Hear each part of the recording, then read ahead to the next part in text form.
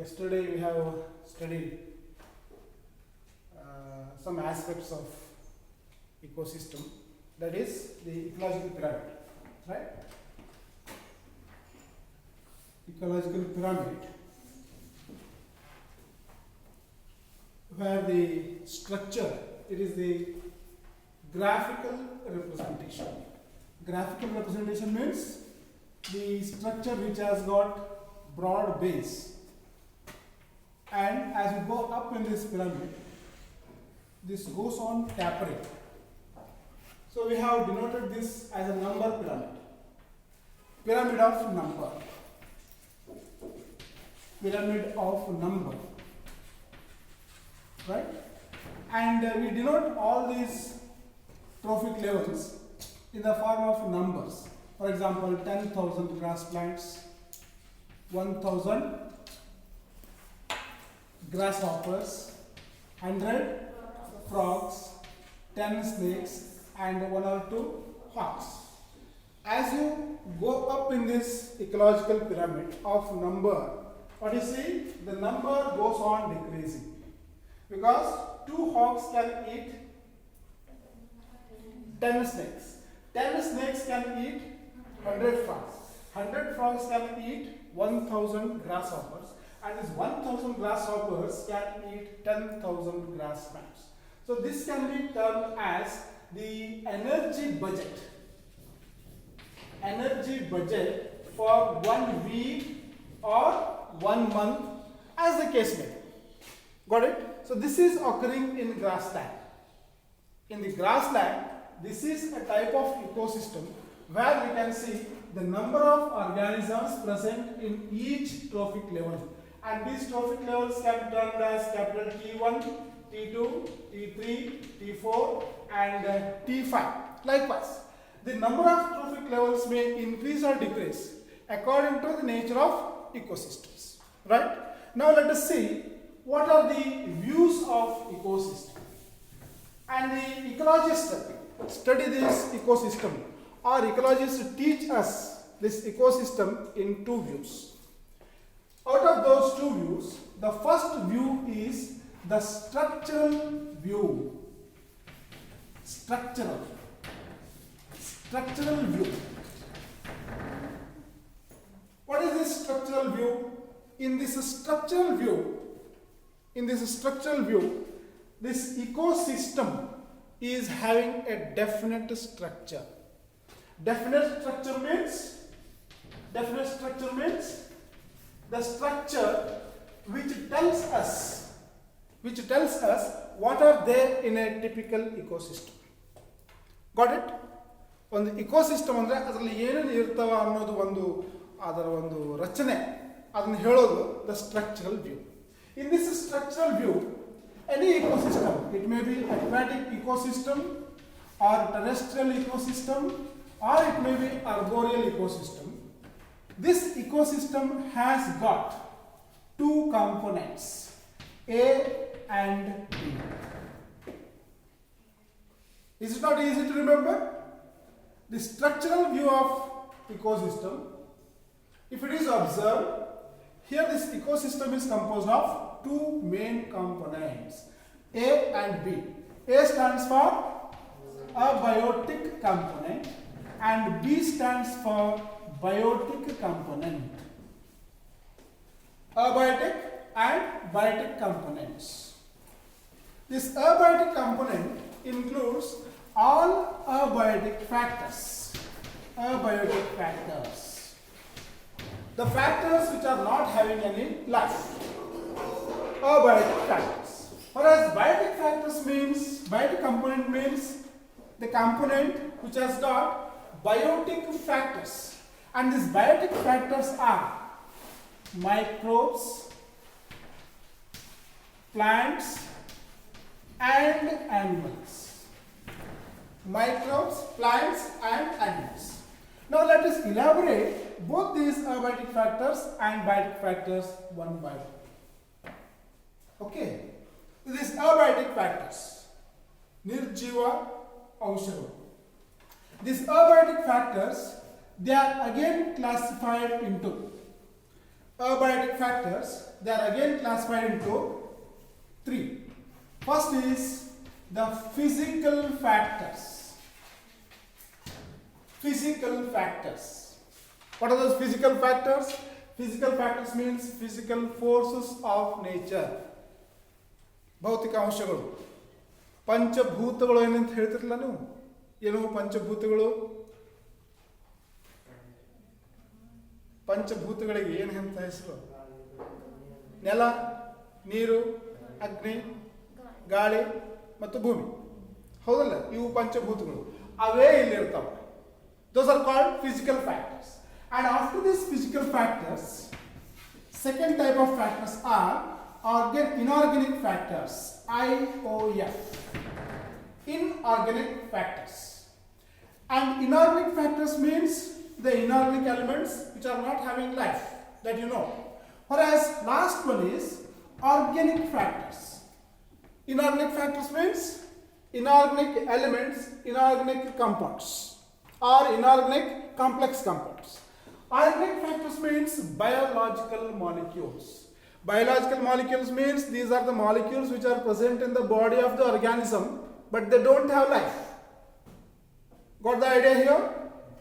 They are inorganic elements, organic elements, and these organic elements are the building blocks of the organisms.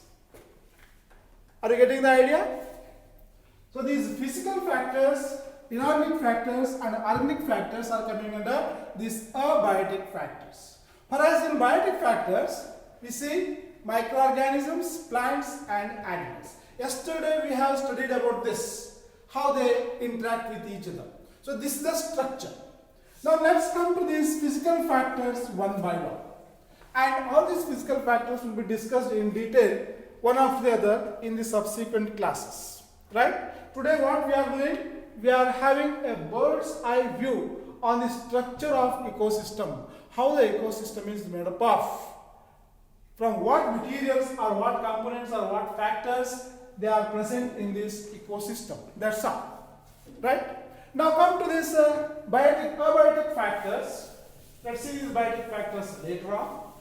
These physical factors.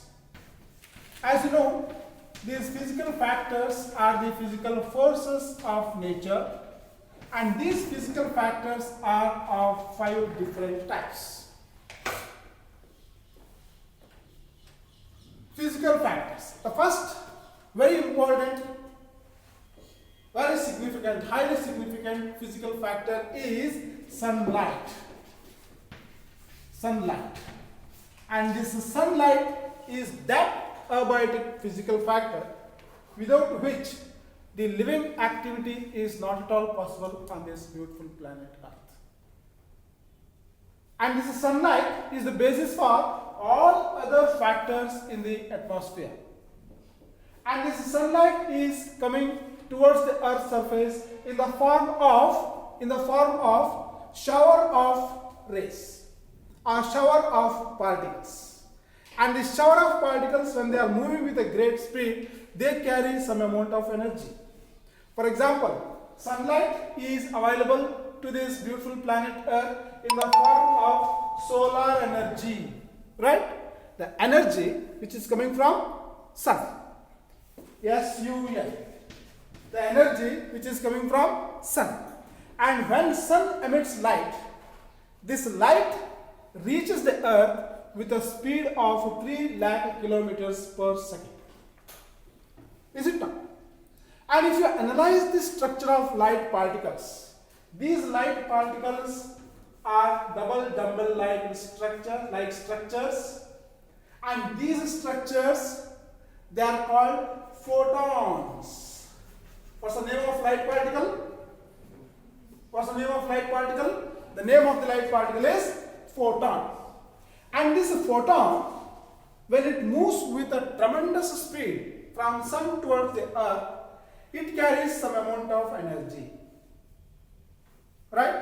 And that energy which is there inside the photon, a particle of light, is called quantum energy.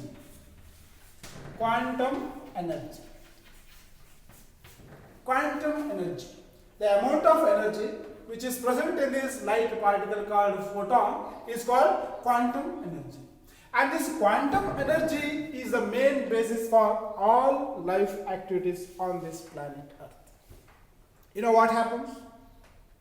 Out of 100% of solar light which is reaching towards the Earth's surface, only 2 to 3% is trapped by the green plant. Right?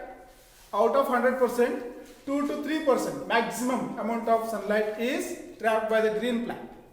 When the green plants trap the solar energy, green plants convert this solar energy into which energy? Chemical energy. And this chemical energy is in the form of glucose.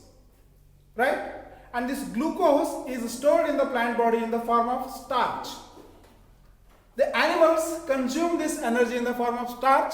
That starch is converted into glucose. Glucose goes into the cells. Inside the cell, the glucose breaks down into carbon dioxide and water, and the energy is released. Yesterday we have discussed that, how the energy exchange process takes place. Right? Therefore, we say that sunlight is the first, foremost physical force which occurs in nature, which is the basis for all other physical factors. Second physical factor is the temperature. Temperature. How you define temperature? How you define temperature? Ushnate andre Shambhavi, how you define temperature? Tell me, what is temperature? Amount of heat. Yes, amount of heat. The amount of heat present in the particular atmospheric portion. The total amount of heat. And the total amount of heat which is present in the atmosphere is called temperature. And this temperature is measured in terms of degree Celsius, degree Fahrenheit, and degree Kelvin. You know that. As science students, you all know that. And this temperature varies from place to place. The temperature varies from space to space. The temperature varies from inch to inch, atmosphere to atmosphere, climate to climate. Right? And this temperature shows annual variations and diurnal variations. Annual variations and diurnal variations. During night, the temperature is different. During daytime, the temperature is different. In the midday hours, the temperature is very high. In the morning and evening hours, the temperature is low, tolerable. Now the question arises in your mind. Why there is a sort of fluctuation in the temperature? A temperature nalli fluctuations yagagtave? Why there is a fluctuation? Okay, agreed. Okay, agreed. But what is the main reason for the temperature fluctuation? Now, just I have told, in the morning hours the temperature is very low. In the evening hours also temperature is very low. In the midday hours the temperature is very high. Why it is like that? That is because of sunlight. If the sunlight is more, if the solar intensity is more, or solar energy is more, the temperature is automatically high. If the solar energy is low, the temperature is always low. Got the idea here? And this is because the Earth rotates around its own axis. Earth rotates around its own axis like this, and along with this own axis, the Earth rotates around the Sun also in its own orbit. Right? Therefore, we can see the seasonal variation of the temperature and diurnal variation of the sunlight. Right? And this temperature plays a very, very important role in the life of the organisms. You know, friends, why it is like that? Ours is the organic body, and the body is made up of number of cells. The cells are nothing but the unit of tissues. Our cell is made up of different types of cells, number of cells, innumerable number of cells. Day to day, number of cells are dying, number of new cells are getting formed, and all these cells, they are organized in the tissues, and these tissues, they perform the functions of the body, so that we are showing some living characters. Do you agree with me? Now what happens? If you observe the inside of the cell, each and every cell is having a physical basis called protoplasm. Is it not? And this protoplasm has got the nucleus. And the nucleus controls all metabolic activities like anabolic and catabolic activities. So what is the reason for that? Because this cytoplasm and nucleoplasm, totally called protoplasm, is the physical basis of life. In this physical basis of life, in this small amount of protoplasm, there are many number of enzymes. And all these enzymes, they carry out some chemical reactions, and those chemical reactions are biochemical reactions. And these biochemical reactions, they are catalyzed or regulated by these enzymes called biological molecules. Right? And these enzymes, they are very, very sensitive towards heat. If the heat is more, if the temperature is more, the enzymes gets denatured. If the temperature is normal, the enzymes show maximum reaction. If the temperature is minimum, the enzyme also shows minimum reaction. Each and every enzyme has got a tolerance limit, temperature tolerance. The minimum temperature at which the reaction starts, optimum temperature at which the reaction is maximum, and the maximum temperature at which the reaction is minimum. Got it? Beyond the maximum limit of temperature, the enzymes die. Got it? Therefore, in the extreme high temperature, there is no any life activity. The life activity lies in between the range, and that range is called the tolerance range, which varies from minimum to maximum. Below minimum, no reaction. Above maximum, no reaction. Within minimum and maximum, all types of biochemical reactions occur in the cells. That is called temperature tolerance range. Therefore, temperature is also very, very important factor, physical factor. But the thing is, temperature is regulated by sunlight. And coming to third very important physical factor which is present in this ecosystem is called pressure. Pressure, a very, very important factor. Pressure. What is this pressure? What is this pressure? Tell me, what is this pressure? ಒತ್ತಡ ಇದೇನಿದೆ ಭೂಮಿಯ ನೆನಪಿಟ್ಕೊಳ್ಳಿ. This is earth. This is the north pole and this is south pole. Okay. When you are here or when you are here, you are influenced by a pressure. How you justify this?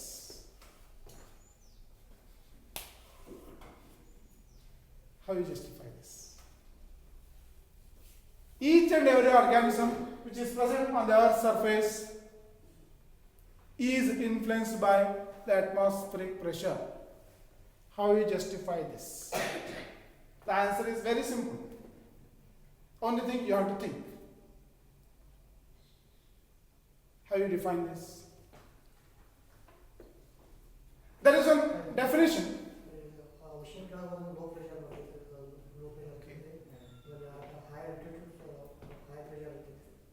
Okay. There is one beautiful definition, or easiest definition for this pressure. You can write down. Pressure is defined as the force exerted by.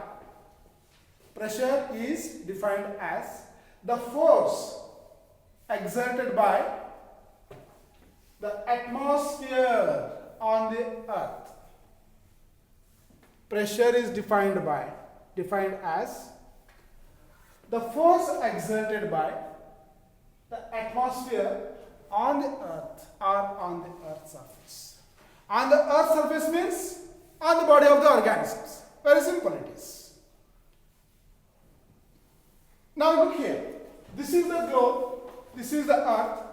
Earth is a sphere. It's not a hollow structure. It's a solid ball. And this earth is surrounded by a layer of atmosphere. Do you agree with me? This is the layer of atmosphere. And this atmosphere is divided into different layers. Troposphere, stratosphere, mesosphere, thermosphere, exosphere. Like this. Different layers of atmosphere. And we are living here in the troposphere, which is very near to the earth's surface, which extends up to 40 kilometers. Right?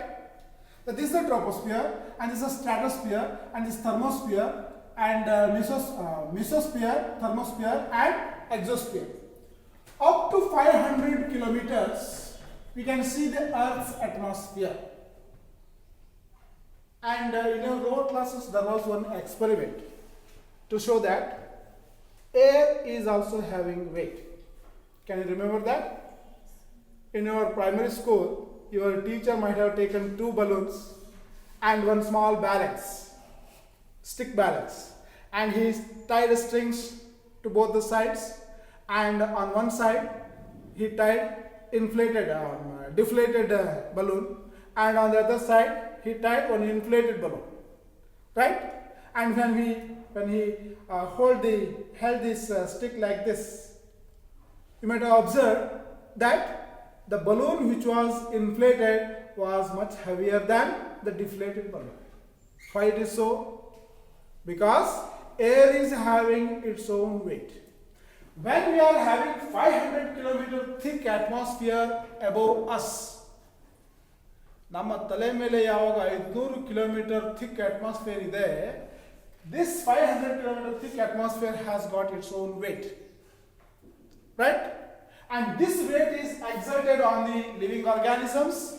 Therefore, these living organisms can maintain this type of posture. Got it? Otherwise, there was no any structure for these organisms, which usually happens in the space. And those space travelers, Gaganayatriಗಳು, space travelers, when they travel to this space, they wear a special suit. What's that called? That's called space suit. And in this space suit, a normal atmospheric pressure on this earth surface is maintained. ಹಿಂಗೆ ಡುಮ್ ಆಗಿರ್ತಾರಲ್ಲ, ಹಿಂಗೆ ಮಾಡಿ ಹೋಗ್ತಾರೆ ನೋಡಿ, ಇಷ್ಟು ದೊಡ್ಡ ತಲೆ ಮತ್ತು ಎಲ್ಲ ಹಿಂಗೆಲ್ಲ ದಪ್ಪ ದಪ್ಪ ಹಿಂಗೆ, ಅದ್ರ ಒಳಗಡೆ ಗಾಳಿ ತುಂಬಿರ್ತದ್ರಿ, ಅದು ಸ್ಪಂಜ್ ತುಂಬಿರೋದಿಲ್ಲ, ಅಲ್ಲಿ ಒಳಗೆ ಗಾಳಿ ತುಂಬಿರ್ತದ, ಅಂದರೆ ಆ ಪ್ರೆಷರು ಅಲ್ಲಿ ಇರ್ತದ. You just think, without wearing this space suit, if they enter into the space, what happens? The body gets bulged slowly, and when they cross this limit of 500 kilometers, the astronaut's body will be burst into pieces. Because the body pressure increases, the atmospheric pressure decreases. Automatically body gets bulged, and in one fine moment it bursts into pieces. So therefore we say that this pressure is important, and this pressure is controlled by sunlight and temperature. Pressure is controlled by sunlight and temperature. Nowadays, the newspaper shows you the frequent news about the pressure fall, right?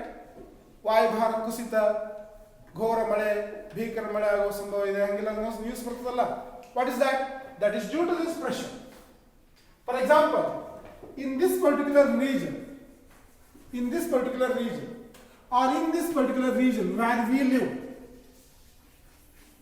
ನಮ್ಮ India ಎಲ್ಲಿದೆ, ಈ ರೀಜನ್ನಲ್ಲಿ, in this region, if the temperature is very high, when the temperature is high, if the sunlight is very high, the temperature becomes elevated, and in this high temperature, the portion of atmosphere gets heated more quickly, right?